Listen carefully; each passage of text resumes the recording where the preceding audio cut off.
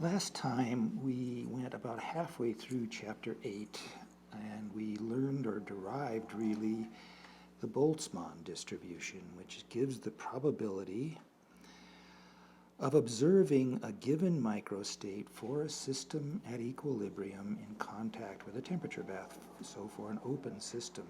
And we saw that the probability for microstate I depends on the energy for microstate I with an exponential function that takes account of the effects of moving energy in and out of the system on the number of microstates available to the surroundings. So this exponential factor on top isn't really a property of the system, it's a property of the surroundings. It takes into account the entropy loss or gain that occurs when energy is exchanged with the surroundings.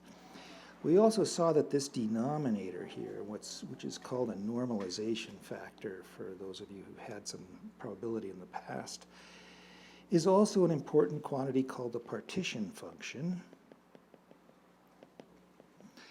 And we will see later, I've already written it out once in fact, that the partition function is an important quantity in its own right. It's not just a constant that goes underneath the probability distribution. It's actually closely related to the Helmholtz free energy, and therefore also related to the Gibbs free energy and related to entropy, to many very fundamental and important thermodynamic properties. This time we're going to do two more examples, and in fact after we're done with these two examples we'll be done with chapter 8. The end of chapter 8 in the book goes on to talk a lot about entropy, but we talked about that stuff last chapter already. I talked about it nominally under chapter 7. But read that material over in chapter 8 because it's also very good and it says some things that I didn't talk about last time. So as far as this section of the class is concerned, this lecture will finish up, I think, with chapter 8. All right, so our next example, last time we did an example with just two microstates, 0 and 1, and the ground state has energy 0, the upper state has energy delta U. There's a gap between the two of size delta U. Now we're going to look at a much more complicated system with 11 microstates. 2 microstates in the ground state, 3 microstates in the next level up, 1 in level 2, and finally 5 states in the top level, level 3. We'll see that the fact that there's now 11 microstates doesn't change much. In fact, once you've gotten past what it takes to do the two-state system, everything else is just more of the same, really. And so by the time we're done with today, hopefully everybody will be comfortable with using the Boltzmann distribution. I want to say at the outset that this particular example, like the last one with 2 microstates, is a rather abstract and idealized case. There are very few systems that really look anything like this in real life. But they're simple, and so an awful lot of times the behavior of a more complicated system can still be qualitatively understood by looking at the behavior of a simple system, and that's the justification, apart from the simplicity and the fact that it makes things easier to do for classroom purposes. That's the justification for using simple models like this.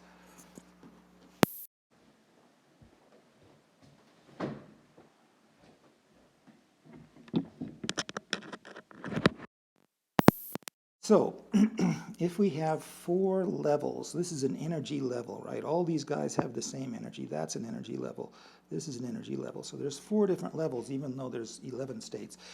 And remember that according to the Boltzmann distribution, and looking at the formula up here even, you can see that if the energy is the same for 2 different microstates, if U, for example, 5 is the same as U6, then the probability for U5 and the probability for U6 will also be the same. And so all these states on the same energy level have the same probability. That's why this example isn't quite as bad as it seems at first. We don't have really 11 states to deal with. We've only got 4 levels to deal with. All right, so we're going to need, first of all, let me, just write down the energies for these levels. I've made things so that the gaps between the levels are all equal. That's, of course, not necessary and, in fact, generally not true. Real systems, the gaps between levels will vary, and vary quite a lot, in fact. I just made them all equal because, again, that makes things easier. And if that's true, then the bottom level has energy 0, or we'll take it to be 0. The next level up has energy delta U. The next one 2 delta U, and the last one 3 delta U. So they're all just multiples of each other. And therefore, we can write down the partition function. Remember, the partition function is just the sum over all the microstates in the system. There are 11 microstates, but groups of them have the same energy, and so they will have the same term, and that makes things easier for us. So there's 2 microstates at 0 energy.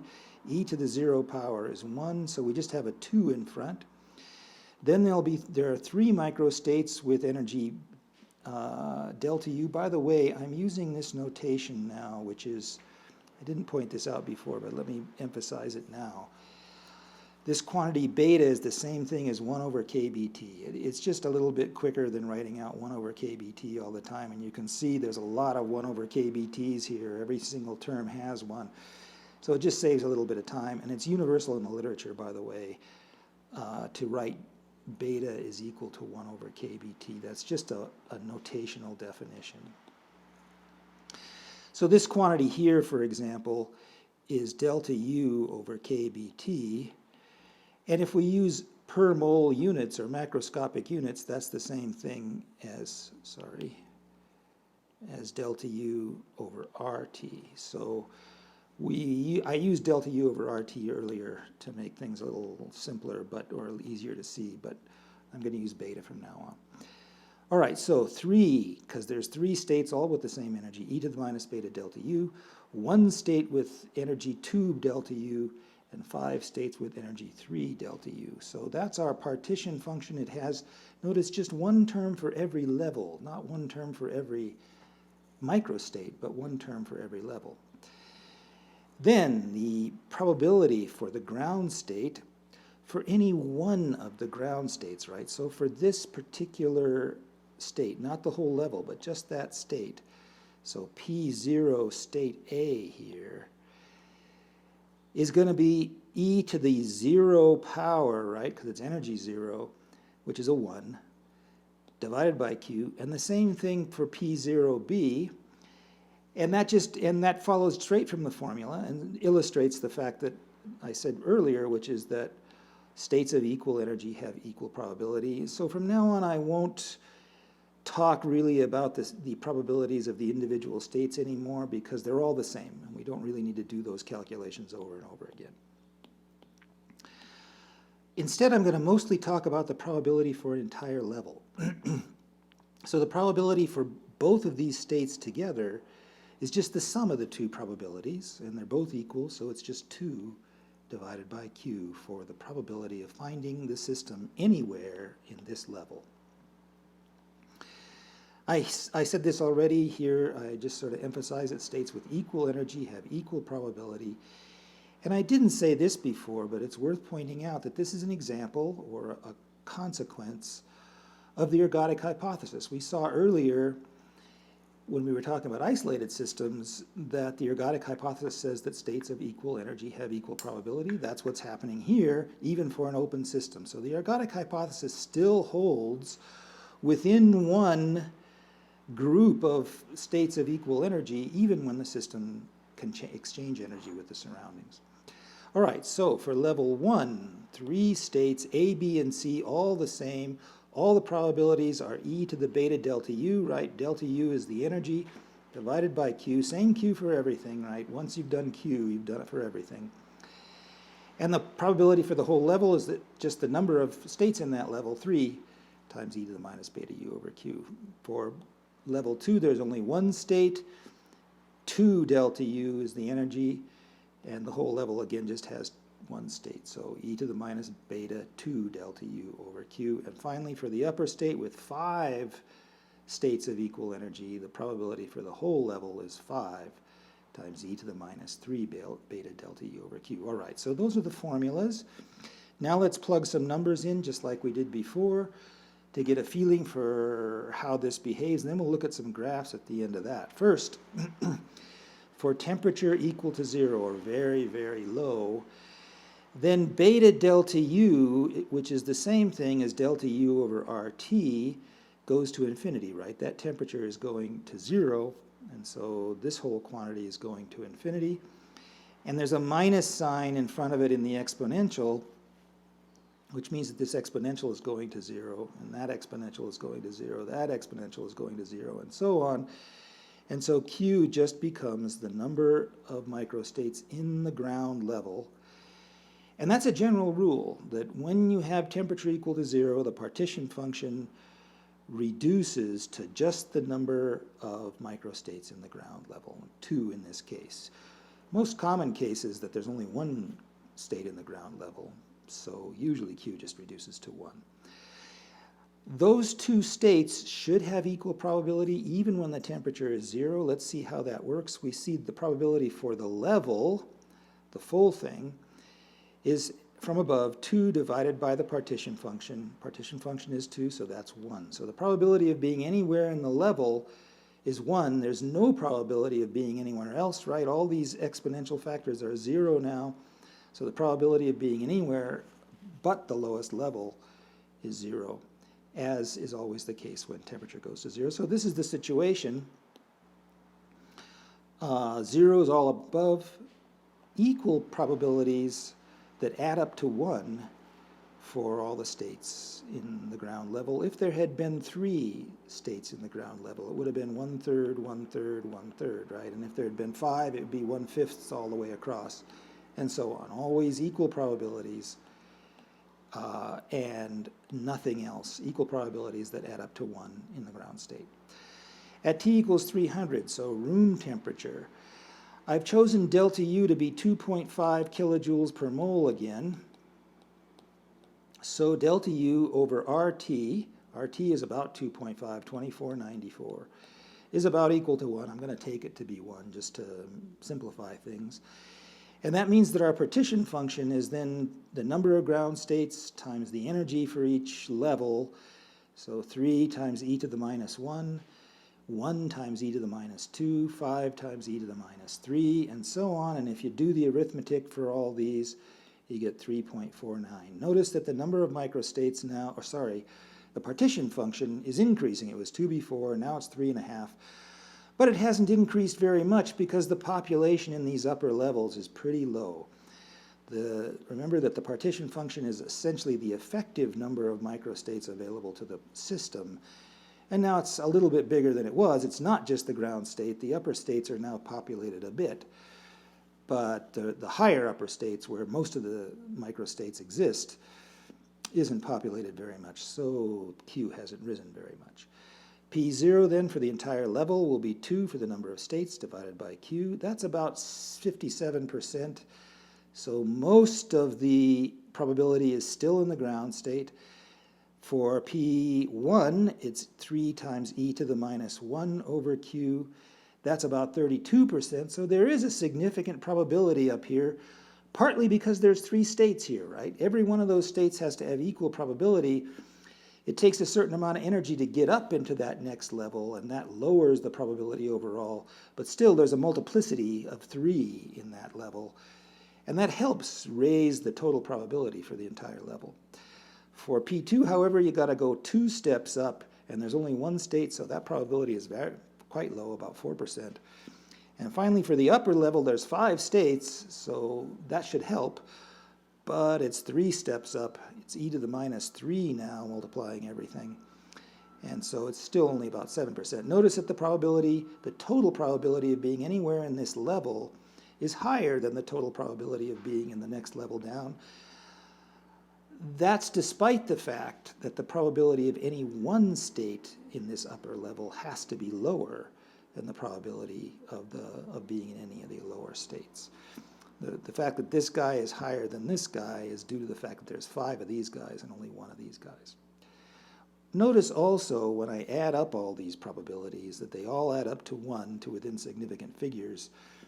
And that's, of course, a general property. All the probabilities do always have to add up to 1, and that's a check you can do on your calculations in the end. If you're not getting 1, if they don't all add up to 1, then you made a mistake someplace.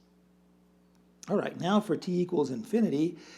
Again, the t equals 0 case and the t equals infinity cases are usually pretty easy. It's the cases in the middle where you actually have a finite and not unreasonable temperature that you have to do actual calculations. When you've got either t equals 0 or t equals infinity, things usually get pretty easy to do the calculations. So in this case, t is going to infinity. That means this denominator is going to infinity. That means this whole quantity is going to 0. Beta is going to 0, in fact, and so beta delta u is 0. And that means q is equal to 2 plus 3. That's a 1, right? That's a 1. That's a 1. Plus 1 plus 5, and that's 11. That's the number of microstates in the system. I said last time that when t goes to infinity, the partition function becomes equal to the number of microstates in the system, and you see that happening in gory mathematical detail in this case, right? This whole sum just adds up to the number of microstates in the system. Since q is always in the denominator in all these probabilities, we're going to have an 11 underneath here, because that's q. For any one microstate, that means, no matter what energy it has. Right now, we've got so much thermal energy in the surroundings that all the states have equal probability. These energy gaps just don't matter anymore, right? The energy gap is now so much smaller than the available thermal energy that it's as if all these states had equal energy now. And that means that all the states have equal probability, and that probability will just be 1 over the number of microstates available. That's 1 over 11 in this case. So for the ground state level, there's 2 states, 2 over 11. For the next level up, 3 over 11, 1 over 11 for the next level, and finally for the top level, 5 over 11. Adding them all up, you get 11 over 11, which is 1, and that makes sense. And again, the probabilities or the populations look like this. There's about 18%, that's 2/11ths in the ground state, 27%, 3/11ths in the next one, and so on. 46%, almost half the total probability is now in the upper state, because that's where most of the states are. That's the level that has the upper level. That's the level that has the most states. All right, looking at plots of how this system looks when we change temperature. From something in the neighborhood of room temperature, right, that's room temperature there, all the way up to pretty high temperatures, you can see that the value of Q, the number of effective microstates, even when we've gotten to T of 2000, still hasn't quite reached the upper limit, but it's heading there. The number of available microstates is only 8.5, even at 2000 Kelvin, and we'd have to go maybe to 6,000 or so before we really started getting close to 11, but it's clear that it's going there. Here's the value we calculated earlier. This is T equals 300, and you can see it's about 3.5, which is what we calculated, and at about 900 here, yeah, so that's 3 times delta U. Q has reached, about 6.5 or so, and so on. I'm not sure there's too much more to say about that. Here's all the other quantities. So here's P1 is the pink guy. P0, sorry, the lowest level is the pink one. The next level up is P1. The next level up is P2.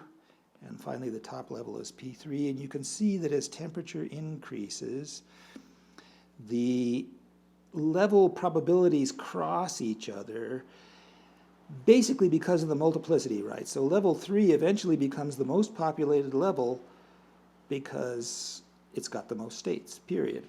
But at low temperatures where the energy of that upper level is too high to be accessible, level P3 has quite low probability, despite the fact that it's got so many levels.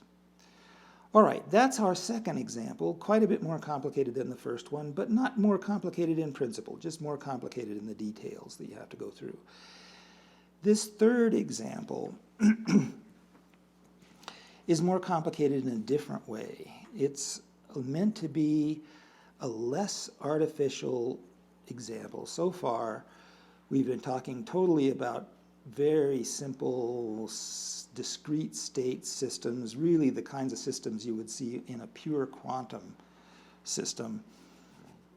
And in biology especially, there's almost never a pure quantum system. So we want to look at something that's not quite so artificial, and the case I've chosen is still pretty small, but a little less small.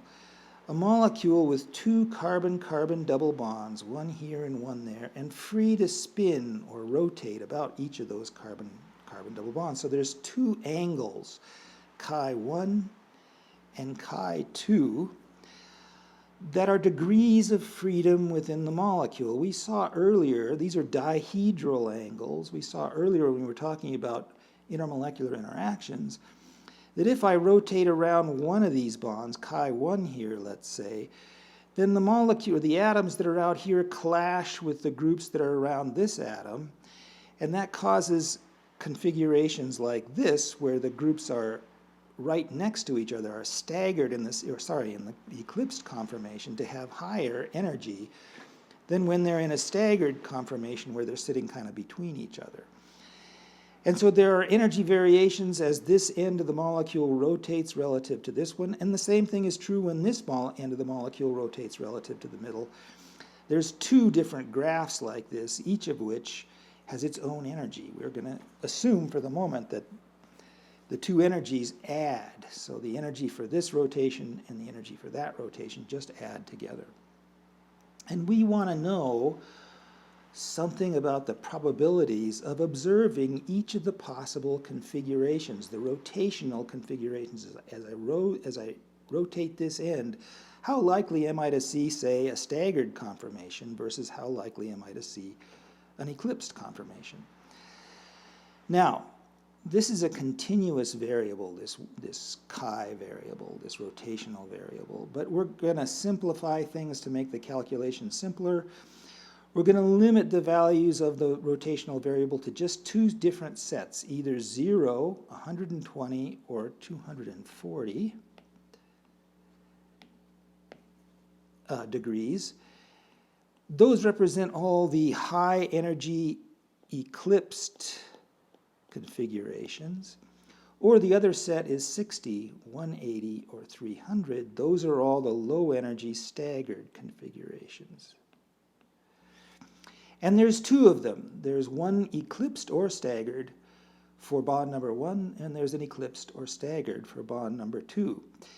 If we look at the energy, now I'm going to say that the energy to go from the bottom of this potential to the top of this potential, I'm going to call that delta U. And now we're saying I'm not going to allow any states in between. I'm just going to either be up here or down here. And in that case, there's 4 different possibilities. The first bond can be eclipsed, in which case it has high energy, and also the second bond can be eclipsed, in which case it also has high energy, and so the total energy for both bonds is 2 delta U. Likewise, they can both be in the staggered configuration, in which case both of them have energy 0, and so the total energy is 0. And then they can be one or the other, right? One in the eclipsed, one in the staggered, or else one in the staggered and one in the eclipsed. It doesn't matter which way is which. And both of those have the same energy, delta U. And the question is, how many states are there? For each of these possible cases, let's look at that. For the case where both of them are in the eclipsed configuration, I can have bond number 1 be either at 0 degrees, at 120 degrees, or 240 degrees. Those are all eclipsed configurations. And likewise, bond number 2 can be in any one of those 3. And so there's a total of 9 possible arrangements in which I'm going to get both bonds in the high energy configuration, and therefore 9 combinations with energy 2 times delta U. Same thing for the low possibility, right? Both of them can be in the staggered configuration. There's 3 possible staggereds for each bond, and so 9 combinations altogether, and all of those have energy 0.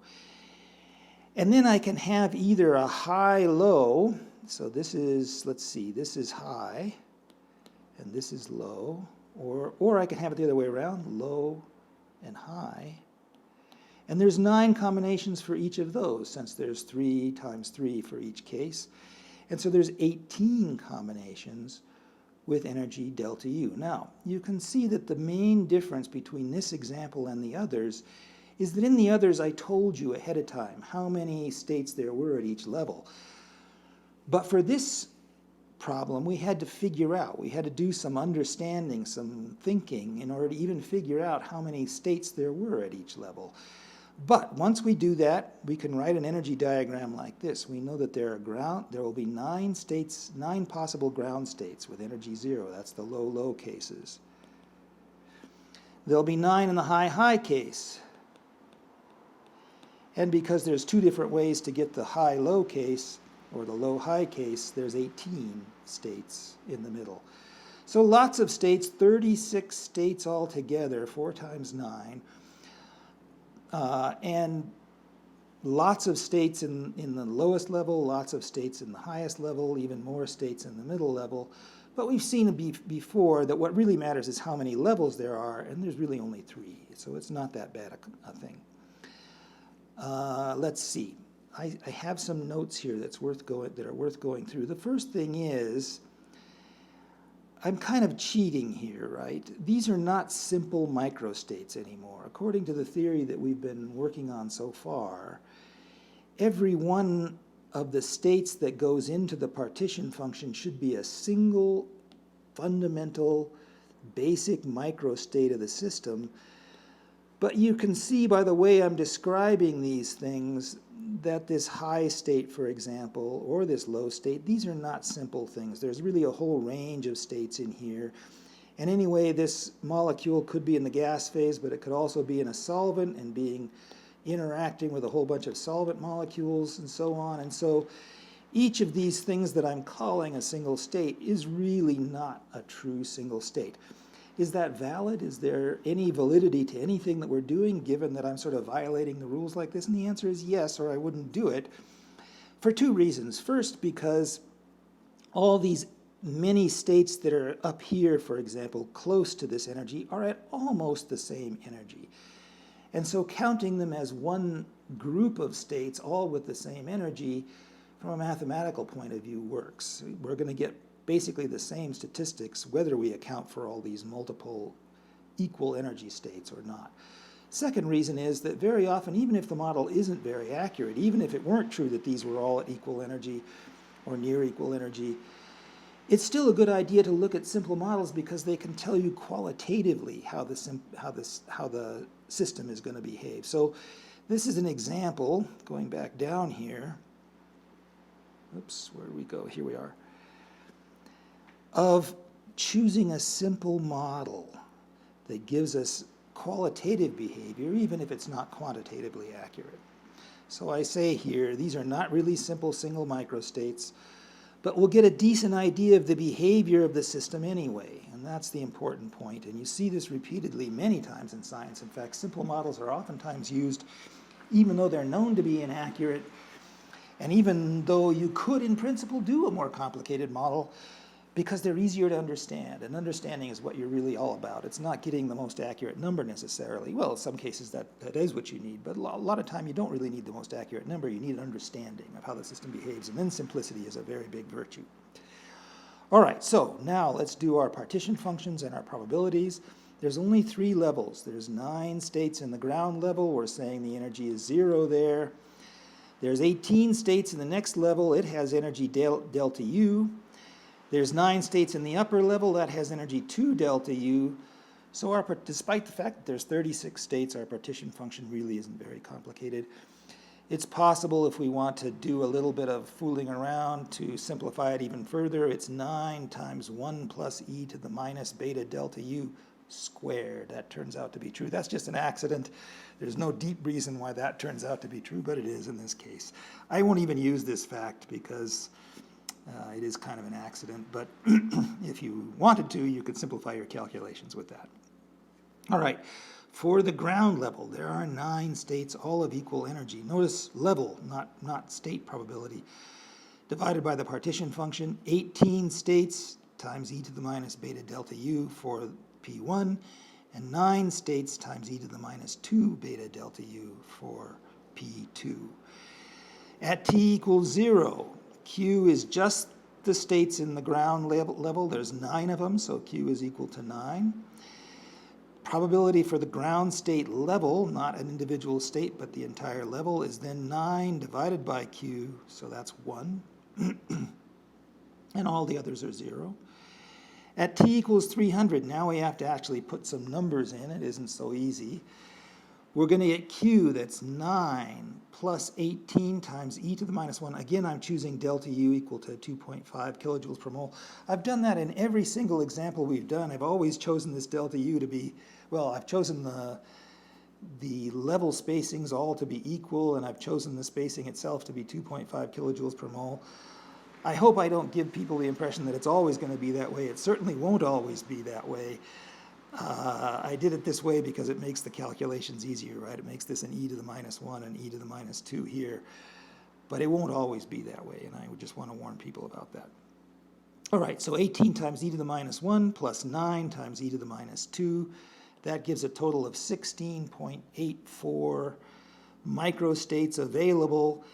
You can see that we're getting a fair number of microstates now, and that's because, going back up here, some of this highly populated 18 states in the second level are being appreciably populated now. So we've gone from 9 at t equals 0 to almost double that at t equals 300 because we're gaining the population in all these 18 upper states. All right, then for the level, for the ground state, 9 over 16.84, that's about 50% in the ground state. For P1, 18 times e to the minus 1 over 16.84, that's about 40%, so almost all probability in those first 2 levels. And then finally 9 times e to the minus 2 over 16.84, that's only about 7%. Again, they all add up to 1 to within significant figures. At infinite temperature, everything is equally populated. So the partition function is just the sum of all the microstates in the system. It's 9 plus 18 plus 9, 36. For the ground state, it's just the number of microstates in the ground state. It's just the fraction of all states that are in the ground state, right? And there's 9 out of 36, so that's a quarter. For the second level, again, the fraction of all states that are in that second level, so that's a half because there's 18 over 36, and also a quarter, 9 over 36 for the upper level. If we plot all those probabilities out, you get graphs that look very similar to what we've seen before. One thing I think is worth pointing out is that at high enough temperature, the probability for the ground state and for the highest level start to approach each other, right? Because now all things are equally probable, and there's equal numbers of states in the ground state and the upper excited state. And I think I've said all the things that I would say here already with the last graphs. Yeah, this middle graph starts to rise up, and because there's 18 states, so many of them, it eventually becomes the most probable case. Half of all probability ends up there as t goes to infinity. All right, just to summarize this whole section, I've made a little summary here. First of all, for one microstate, we have the Boltzmann distribution. The probability of one microstate is this exponential factor divided by the partition function. And the partition function is just the sum over all the exponential factors for all of the microstates in the system. Microstates with equal energy have equal probability. We've seen many examples of that in the 2 examples above. The probability of an entire level that contains W of U microstates is just W of U times the probability for one microstate. The exponential factor in the Boltzmann distribution accounts for the entropy changes in the surroundings, or the number of microstates in the surroundings, and goes up when the energy of the system goes down, and goes down when the energy of the system goes up. And finally, this don't think I said this time, but I did say it last time. The appropriate, the relevant energy scale, the thing that decides what's a big energy and what's a small energy, is the value of RT for a given temperature. And again, for T equals 300, that's 2494 joules. All right, that'll do for today.